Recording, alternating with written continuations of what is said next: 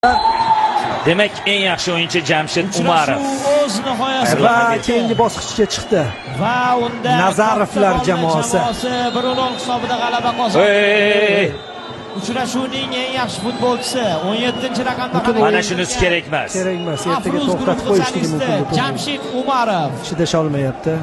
Yutqiziq va Mana shunisi kerak emas. Hozir o'zi Dilshod Nazarovda ayb bo'ldi menimcha. Yo, gap bu yerda Dilshod emas, bu yerda Ozod edi, keyin bunaqa qilib baribir. Ozodmidi?